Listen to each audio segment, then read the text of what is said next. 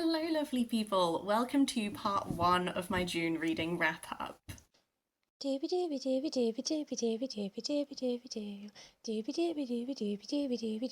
Sophie vlogs. I read quite a lot in June, so I thought I would split this month's reading wrap up into two parts, just to make all of our lives easier.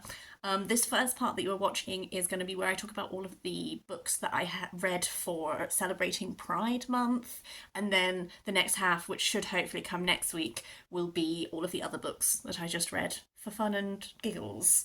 Um, so yeah, I'm just going to dive into it because we've got a few to talk about.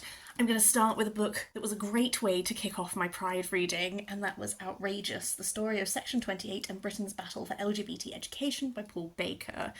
I really enjoy Paul Baker. I read Fabulosa by him and I loved it. This is my second book by him, and this one was even better. I gave this 5 stars. Section 28 was a piece of legislation in the UK which made it illegal for like schools and public councils and that kind of thing to promote homosexuality as a valid lifestyle choice. So you were not able to promote essentially any way of showing same-sex attraction and relationships as a viable and happy and good outcome for your life were banned. And it was a really awful piece of legislation that wasn't repealed until like 2004 or something. So I grew up while Section 28 was still in schools, and it created this culture of silence around LGBT experience in institutions like schools and government and all that kind of thing, like any council jobs, that kind of stuff. So it is a piece of legislation that I have always known to be terrible. I'm extremely pleased that it is repealed, but I didn't know fully all of the history behind both its implementation and that struggle to then get it repealed and removed. So this was really informative. One thing I really like about Paul Baker is that I feel he makes his writing really accessible to you. So he as part of that is interweaving like his own lived experiences alongside the actual information to do with Section 28. So you get to see like if you're someone who didn't grow up during that time, or who did but it didn't affect your life, what actually was some of the effects on just like Paul Baker as a gay child growing up in that time? Like, how did he internalize stuff to do with it?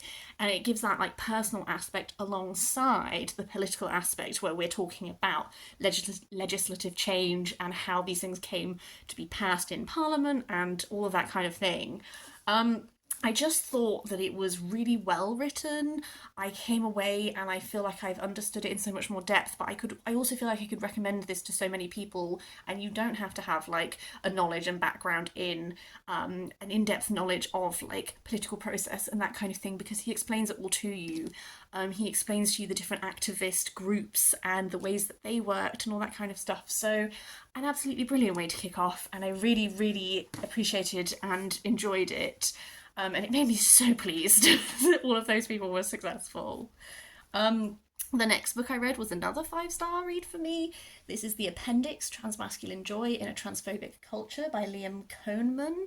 Liam Konemann is a trans man, and he had this project which was called The Appendix, where every time he encountered transphobia in the wild, he would like write it down, and the appendix is like this compendium of all of these things, and the rules were that like it couldn't be anything that he'd like sought out himself. It just had to be stuff that just like sprung up, and the point was to sort of show how inescapable it is currently. But then as he was doing it, he became aware of like quite how damaging to his mental health this was. This begins at the point in which he just realizes that that is a negative thing for him to be doing, and it is impacting his life badly, and he needs to move away from it. So it's an interesting start point to begin at like the end of that process. And it's somewhat about like refinding joy. I would just caveat that this is not necessarily like a joyful book in its entirety. Like if you're looking specifically for trans joy, this would be more of a complex look than a straightforward one. So very much we're exploring that discomfort and we are sitting in it. So you would need to be in a place where you can engage with that if you want to read this. I just thought this was absolutely fantastic. I turned down a bunch of corners of moments that I just really, really connected with. He talks about, like, you cannot expect a child to be able to tell you why they are the way that they are. They can only tell you that they are. And then again, he talks about how, like, he's not interested in the, like, born this way messaging. Like, it doesn't matter. He would choose to be queer and trans in all iterations of his life because it is a joyous thing for him. It is not something that he would ever change about his life and experience.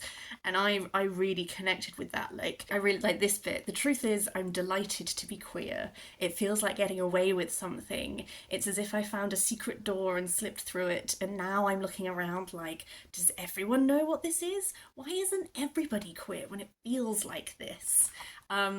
So there are these moments of joy, and I really appreciated that, and I just really appreciated this perspective, and I thought it was brilliant, and I'd be very interested in reading other things that Liam Konemann writes. Then I moved on to some poetry. This is Deep Wheel Orcadia by Harry Josephine Giles.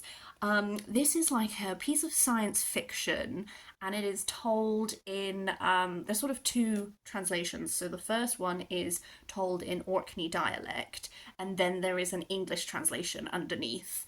I also loved this. I've had a really good reading month, guys. Spoiler alert. This is a sci-fi novel in verse, and we're sort of exploring, like, Deep Wheel Orcadia is based on the culture of the Orkney Isles, but in this case it is like a space ship. So it is this community that lives on this deep wheel Orcadia, and you are following a couple of different perspectives. Some of them are people who are returning after being away, some are people who are outsiders who are coming there for the first time, and others are people who have been there for a really long time, who have stayed there for a really long time. And you're looking at the intersection of all these people's experiences. This community is sort of facing like a turning point where, like, the way that they have always lived and made a living is somewhat under threat in some ways. It is very queer. There are queer relationships explored. There's trans characters, characters who have same-sex romances, all of this kind of thing. It was just really fabulous, and I really, really enjoyed it. This is another person who I'm super intrigued by and would really like to explore more of their work.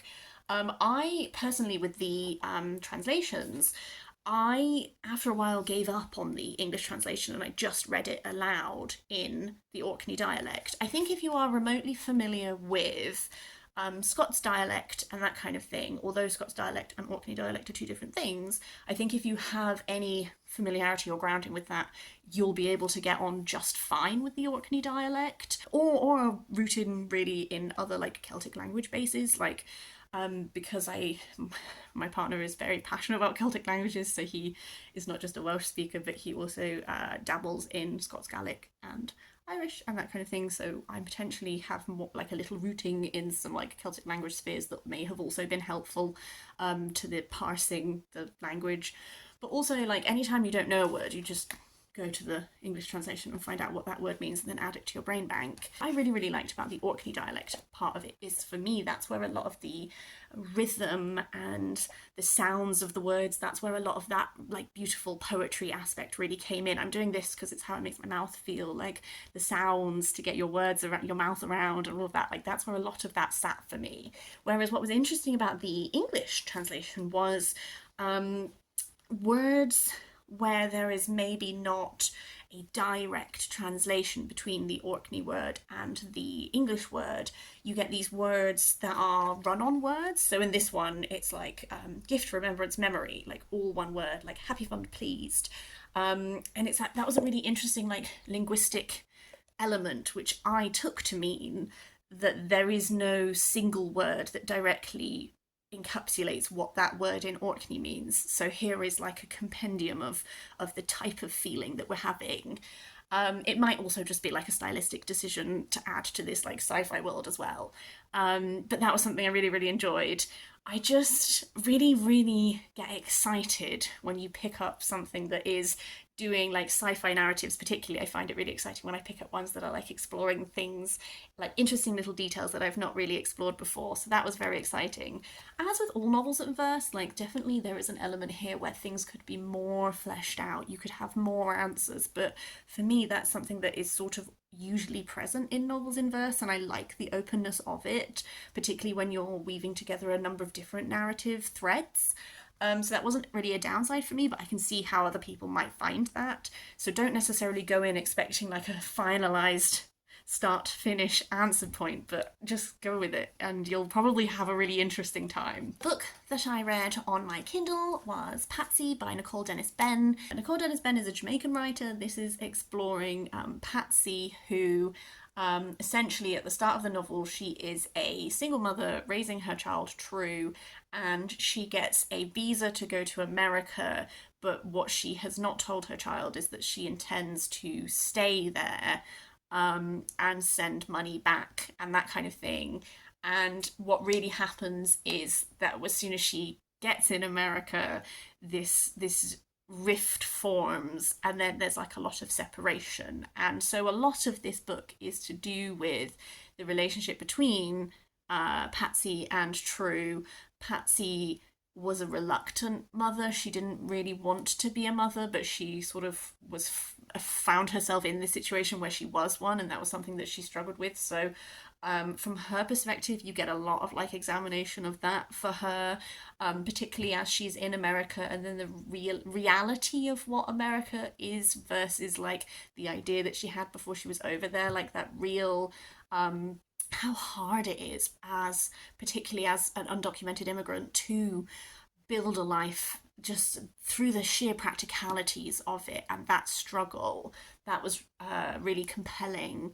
And then from True's side of it, you have so much of her narrative is taken up with this abandonment and this feeling of being rejected by your mother and that kind of thing, and how that really defines her life. And then at its heart, this is also a very queer story. So Patsy, there is a woman who is in America that she has history with.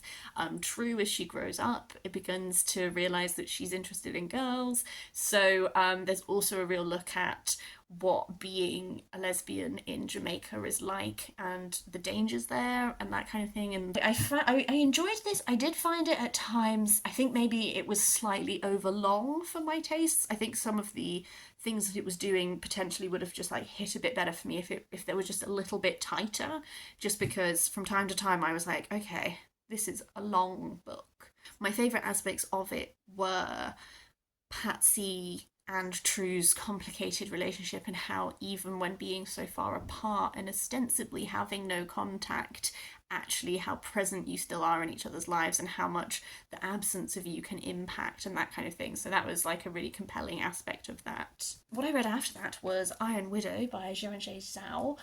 I really wanted to like this more than I did. I understand why people love it. It didn't wholly work for me. This is the first book in, I think it's going to be a duology rather than a trilogy, but that might be wrong. And it's kind of, it's a reimagining of Wu Zetian, who was the only legitimate Chinese empress to rule in her own right. There are other Chinese empresses who ruled at various points, but like the legitimacy aspect, not necessarily there. Or ruling on behalf of other people, that kind of thing. So it is taking that piece of history as its like foundation point, but then it is set in a sci-fi world that is very, I was going to say Pacific Rim inspired because that's how it's sold, but actually really if you watch a lot of anime that is like mecha anime, it's also like, you know, Pacific Rim was inspired by that, and so this is also inspired by that. But it's these like mecha suits fighting against this alien foe, and it's this world set up where the partners are put together to fight who are like male and female, and it's sort of set up for the women to fail and the men are dominant and all that kind of stuff. And then come our main character immediately sets, like, she is full of vengeance, full of rage, and she sets out to really change the system and burn it down and all that kind of stuff. I do understand why people love this. Like, the world building is very cool. Sometimes I wanted more information on the world building. That was one of my things, is like with the glimpses of world building I got were cool, but occasionally, like, I don't fully understand, like, the whole world, if that makes sense. And I know that might be a bit much to ask, but I felt like the glimpses into world building I got were cool, and I just always wanted to just understand it better than I did. I think mainly why this didn't wholly work for me is just because it was a little bit on the nose, I think. Or rather, I liked a lot of the stuff that it was exploring to do with, like, the rights of women. And this is very explicitly, like, we spend a lot of time looking at the ways in which women are mistreated by this society and how the entire society is built for women to be exploited and all that kind of thing. I just think for my tastes, I just would have liked a little bit more subtlety. Like, there's just a lot of, like, very on the nose, like, now I'm going to expound upon how this is terrible and wrong.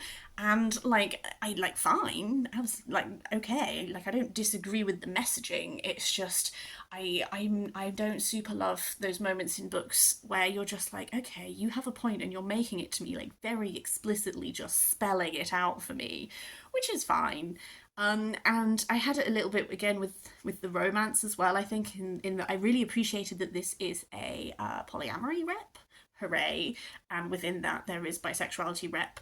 I felt like the main character's approach to that was a bit weird sometimes, with the way that she would like observe the two men's like attraction to each other. I don't know, it felt a bit weird at times with some of the judgments she's making, but again, I do recognise that like a character must grow and may well outgrow some of these things and has to learn and all that jazz. It's just, at reading it as a bisexual, I was like, that's a bit weird, mate. But again, again with that relationship, I just felt like there was a lot of like really telling me that you're all obsessed with each other, and I was like, I don't really get why. I think that was the thing. Like, I was getting a lot of like really explicitly being told things, but I was like, but I don't really feel it. So I had a fun time and I like whizzed through it. Super easy read, super engaging, really cool world building. If you like fast pace, burn it all to the ground, heroine who is making like destructive decisions, like go for it, hooray. I wanted more women in it, I think, as well, that were not just like terrible people. I don't know, I just, you know, when you're like, I'm not fully satisfied, I had a fun reading time, I'm not sure if I'm going to read the second book in the series. But I think I'm a minority in that because it's a very well loved book, and if it sounds remotely appealing to you, I would still say go for it. Another book that I read, that's what this is Bi, The Hidden Culture, History and Science of Bisexuality by Julia Shaw. This is a non-fiction book that is all looking at bisexuality. I think that this is a really great starter book if you are very early on in your reading about like non-fiction to do with sexuality and that kind of thing. This will give you a really cool like basis, and she goes into like a lot of like really like principal things, like introducing you to like people that you should know about in the world of like sexology and that kind of stuff, and like studies and that kind of thing. That was really, really cool. I think one thing that this book made me realise is just how much non-fiction reading on gender and sexuality I've done by now. This is my non-fiction gender and sexuality shelf. It's full to the brim, and we're missing books because I've lent them out to people. So as this book went on, I think where I was reading it and I was like, oh, I wish you'd go a bit further with this, like that kind of thing, is potentially just a sign of how much I actually have read myself. It was just stuff to do with some of the framing of it, I think. Like this sentence, Havelock Ellis is the most important sexuality researcher you've never heard of. And I was like, I'm sorry, I've heard of Havelock fucking Ellis. So there were moments like that where she like tries to introduce you to something as if like, you've never heard of this before. And I was like, yeah, I fucking have, babe. What? So some of that framing I wasn't always like super into. So again, this is one which there were definitely like, I'm not saying that I knew everything in this book, I definitely gleaned things from this that I really appreciated knowing. I just think that maybe it's a sign that like I should be wiser when I'm picking the types of non-fiction books to do with sexuality out, because I felt the limitations of this, but that's potentially a me thing and not necessarily a this book thing. The final book that I want to talk about in this part one is Lote by Shola von Reinhold. I kind of loved this. I don't really know how to describe it to you. We follow Matilda, who has these things called transfictions, which are like the people in history that she is like really, really intensely drawn to. And a lot of her transfictions are to do with like the bright young things of the 1920s. And while researching them, she comes across this forgotten black poet called Hermia, who appears to just be like largely wiped from history. And as she starts investigating her, she sort of falls into this like rabbit hole. She ends up on this artist residency that she sort of blagged her way onto, and is like simultaneously trying to stop people from realizing that she shouldn't really be there, and also continue searching for this person. There is a lot in this to do with art history and explorations of art and like art theory, and also like queerness and also blackness in these spaces. And I just found it really, really compelling. As I was reading it, I was like, wow, sometimes I don't feel intelligent enough for what's being discussed, but I'm so interested in the discussions. It made me really want to surround myself with like beautiful decorated things, because one thing that Matilda sort of is dealing with is that this residency that she's on is this like movement that is very like it's very stripped back. They're very anti-decorative, and that's like very much the core of who Matilda is like beautiful things and experiencing the intensity of experience and this kind of thing. And then there's this like clash between those two things, and it made me want to like incorporate more of that intense experience into my own life. So that was great. The narrative style is interesting as well, because you have like the narration, which is telling you about Matilda's experiences, but then also there's like excerpts from different non-fiction books that she in text is reading, and then from Hermia's life point of view and all that kind of thing. So there's like mixing together of different narratives and narrative forms and narrative styles and all that kind of stuff. Like it was a very interesting like pieced together way of telling this tale. And it's one of those which because of these transfictions and the way that Matilda has to reinvent herself from time to time, I don't know, it was really super interesting. I feel like I'm doing a terrible job of describing it, but I really, really enjoyed it, and I would be very interested in reading more of Shola von Reinhold's work, and I think I'm gonna have to just like sit with it for like a long time and just like muddle out my feelings. That's everything I wanted to talk about in this part one video. I would really, really love to hear if you've read any of these, if you have any thoughts on them, or if you read anything particularly great for Pride Month. Do let me know. I'm always on the lookout. I will always add them to my little mental radar so that I can get my hands on them myself. But yeah, I hope you're having a lovely day, and I will see you next time for something different.